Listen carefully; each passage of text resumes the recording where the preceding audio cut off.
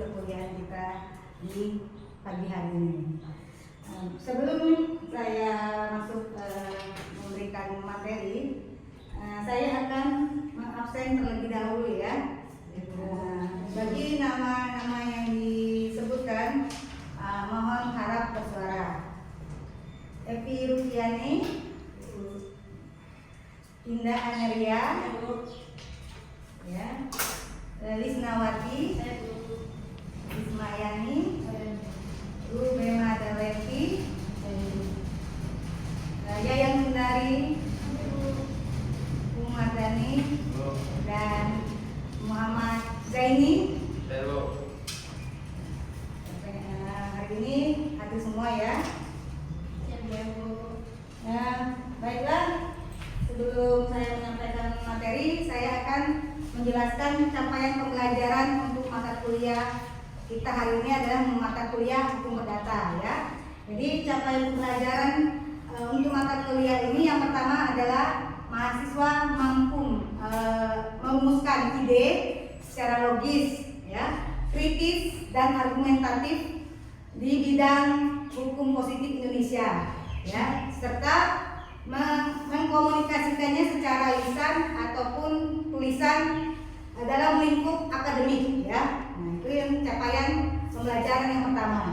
Dan yang capaian pembelajaran yang kedua yaitu mahasiswa memahami ya atau menguasai konsep umum pengetahuan hukum perdata ya. Perbandingan hukum perdata dengan hukum-hukum lainnya seperti hukum pidana, hukum tata negara, dan hukum administrasi negara agar mahasiswa memahami hukum secara kontekstual, sistematis, dan utuh. Nah, itu adalah capaian pembelajaran yang akan kita di dalam mata kuliah hukum perdata ini. Ya, materi yang akan saya bahas hari ini yaitu tentang ruang lingkup hukum perdata. Ya, ruang lingkup hukum perdata meliputi apa saja? Ya, yang pertama istilah dan pengertian hukum perdata. Yang kedua sejarah hukum perdata. Dan yang ketiga sumber-sumber hukum perdata. Dan selanjutnya kita mulai dari istilah dan pengertian hukum perdata ya. Nah, istilah hukum perdata pertama kali diperkenalkan oleh seorang Profesor Joyo Diguno ya, Profesor Joyo Diguno, yang mana sebagai istilah hukum perdata ini sebagai terjemahan dari kata atau bahasa Belanda ya, yang artinya burgerlijk ya. Jadi istilah hukum perdata itu berasal dari terjemahan Belanda yaitu burgerlijk. Ini adalah hukum dan burgerlijk ini adalah perdata. Jadi kalau digabung jadi hukum perdata. Itu istilah hukum perdatanya ya. Nah, selain istilah hukum perdata, sinonim dari hukum perdata itu adalah civil re, ya, civil re, dan privat re, ya, privat re. Jadi sinonim dari hukum perdata itu adalah civil re dan privat re, ya. Nah, ini sinonimnya. Kemudian kalau dilihat dari ruang lingkupnya, ya, ruang lingkupnya istilah hukum perdata dalam arti luas ya meliputi hukum materi, hukum privat material, ya. Jadi ruang lingkup hukum perdata, istilah hukum perdata itu dalam arti luas meliputi hukum material privat, ya, hukum privat material, ya, yang yaitu segala pokok hukum yang mengatur kepentingan seseorang. Jadi hukum privat material yaitu segala pokok hukum yang mengatur kepentingan seseorang, perseorangan. Yaitu kalau istilah hukum istilah hukum perdata dalam arti luas. Sedangkan istilah hukum perdata dalam arti sempit yaitu sebagai lawan dari hukum dagang, ya. Jadi istilah hukum perdata dalam arti sempit yaitu sebagai lawan dari hukum dagang. Nah, itu ya. Selanjutnya pengertian atau definisi dari hukum perdata. Nah, apa itu hukum perdata? Ada yang tahu hukum perdata itu apa? Jadi hukum perdata secara umum ya. Hukum perdata secara umum yaitu hukum yang mengatur hubungan hukum antara perseorangan dan atau badan hukum yang bersifat privat dan sipil, ya. Nah, hukum ini berisi ketentuan tentang hak dan kewajiban, ya. Jadi hukum perdata ini berisi ketentuan hak dan kewajiban antara individu yang satu dengan individu yang lain dalam kehidupan sehari-hari. Nah, salah satunya contoh ruang lingkup hukum perdata yaitu perjanjian jual beli. Nah, perjanjian jual beli, perkawinan, sewa menyewa, harta warisan atau warisan, ya. Kemudian sengketa kepemilikan. Berikutnya ada beberapa pendapat para ahli ya atau para sarjana memberikan definisi atau pengertian hukum perdata, ya. Nah, yang pertama yaitu menurut Sudipno Kertosupomo, dia menyatakan bahwa hukum perdata adalah seluruh kaidah hukum yang mengatur hubungan antara orang yang satu dan orang yang lain dalam hubungan keluarga dan dalam pergaulan masyarakat. Berikutnya yaitu subjekti, ya. Subjekti memberikan penjelasan bahwa hukum perdata adalah hukum yang mengatur kepentingan perseorangan antara warga negara yang satu dengan warga negara lainnya. Jadi dia di sini subjekti ini menitik beratkan pada kepentingan perseorangan antara warga yang satu dengan warga negara yang lainnya, ya. Itu yang menurut subjekti. Kemudian yang terakhir, pendapat yang terakhir yaitu R. Abdul Qadir Muhammad. Abdul Qadir Muhammad menyatakan atau menjelaskan bahwa hukum perdata adalah hukum yang mengatur hubungan hukum antara orang perseorangan dan antara orang dengan badan hukum dalam lapangan kehidupan pribadi. Itu ya beberapa pendapat para ahli yang memberikan pengertian dari hukum perdata itu, ya. Selanjutnya sejarah hukum perdata.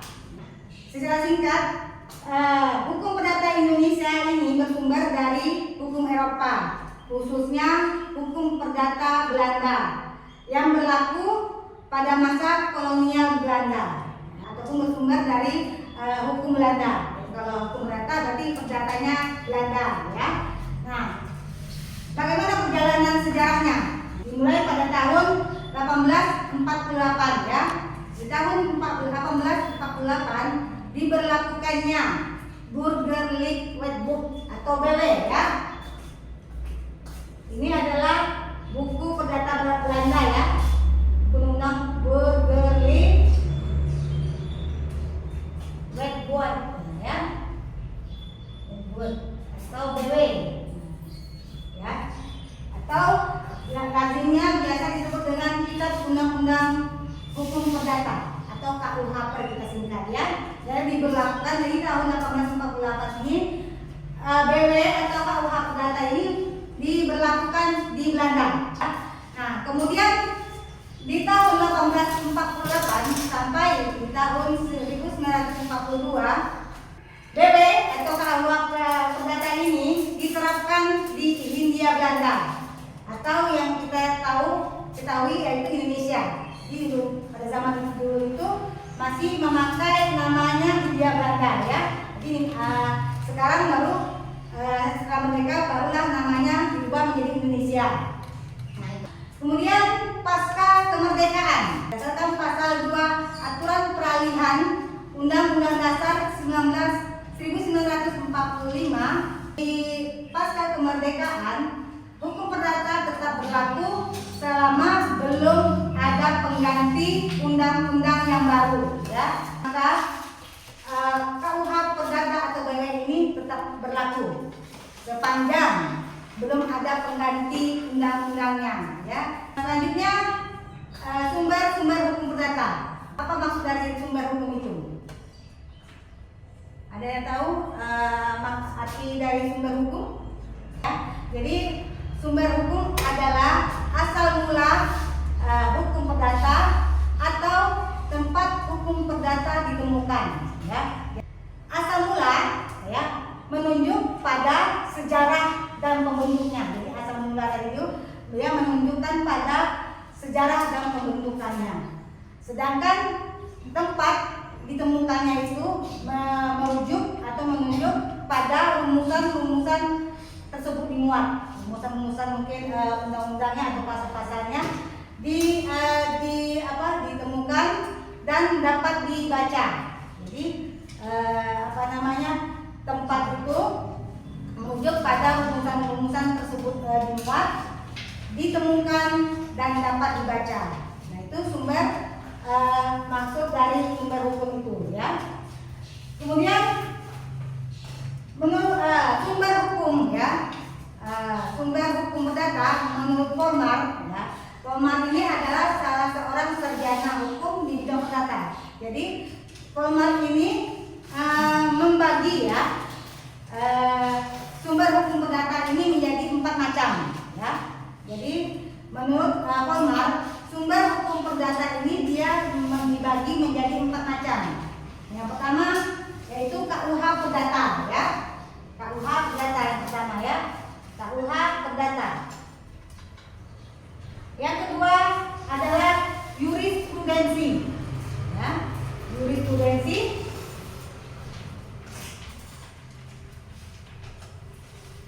Yang ketiga traktat, ya. Yang ketiga traktat. Dan yang keempat adalah kebiasaan, ya. Jadi Polmar ini membagi sumber hukum perdata ini menjadi 4 bagian, 4 macam, yaitu KUH perdata, jurisprudensi, kemudian traktat, dan yang terakhir kebiasaan. Dari 4 sumber ini, ya, dari 4 sumber ini dibagi lagi menjadi 2, ya.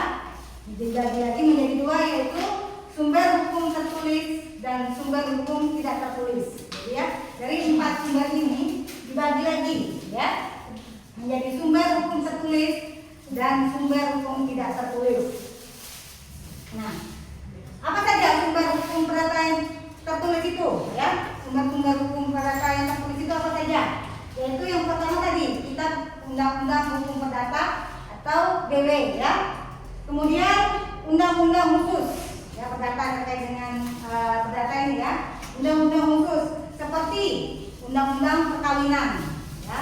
Nanti sumber hukum perdata tertulis ini selain KUH perdata, undang-undang khusus seperti undang-undang perkawinan yang diatur di dalam Undang-Undang Nomor 1 Tahun 1974, ya. Undang perkawinan itu Undang-Undang Nomor 1 Tahun 1974. Kemudian Undang-Undang perbankan, ya, dari undang-undang khususnya pertama perkawinan, kedua undang-undang perbankan, dan yang ketiga undang-undang hak tanggungan. Jadi itu undang-undang yang khususnya. Kemudian sumber hukum perdata tertulis berikutnya yaitu peraturan pemerintah, peraturan menteri, dan peraturan daerah. Jadi kalau yang tertulis itu yang sudah dikodifikasi atau dibukukan, ya. Berarti yang namanya hukum tertulis itu berarti hukum yang dikodifikasikan atau dibukukan. Jadi yang pertama tadi yang sumber hukum perdata itu KUH perdata ini. Kemudian kedua undang-undang khusus terdiri dari hukum perkawinan, keuangan, dan hak tanggungan. Kemudian yang ketiga peraturan pemerintah, peraturan menteri, dan peraturan daerah. Itu sumber hukum perdata yang tertulis. Nah, yang kemudian sumber hukum perdata yang tidak tertulis, ya, salah satunya ini jurisprudensi, ya. Jurisprudensi itu adalah putusan hakim terdahulu yang menjadi acuan. Jadi putusan hakim yang terdahulu dipakai acuan oleh hakim-hakim pada saat ini. Nah, itu, ya. Itu yang maksud dari jurisprudensi. Kemudian traktat atau doktrin. Nah, traktat itu adalah perjanjian antar negara perjanjian antar negara atau lebih dalam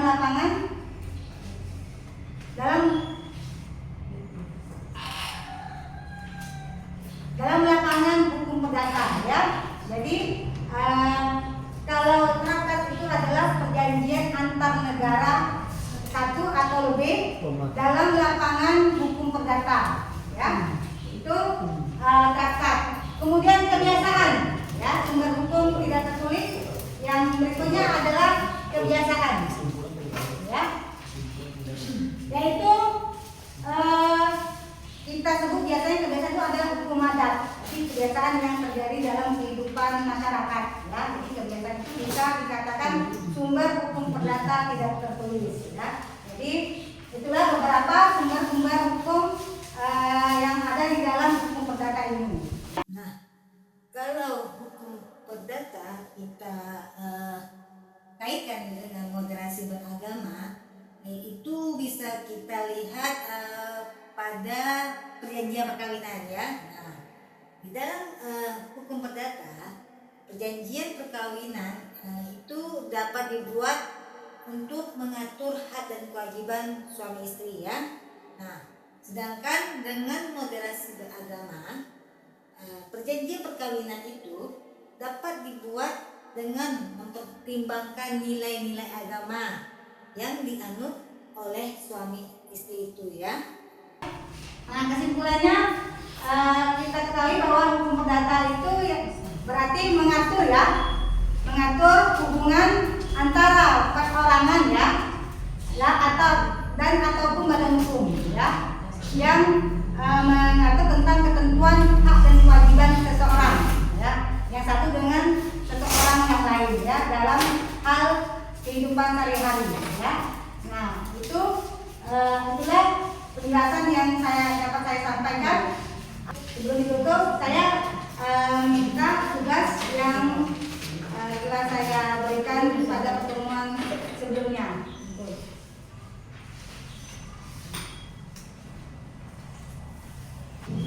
Sebelum ditutup pertemuan kita, saya akan memberikan tugas yang melalui ibu-ibu yang berupa esai ya, dengan judulnya pengaruh hukum Romawi pada hukum perdata modern ya. Itu tugasnya. Maka pertemuan hari ini saya tutup dan saya akhiri. Wabillahi taufiq wal hidayah. Wassalamualaikum warahmatullahi wabarakatuh.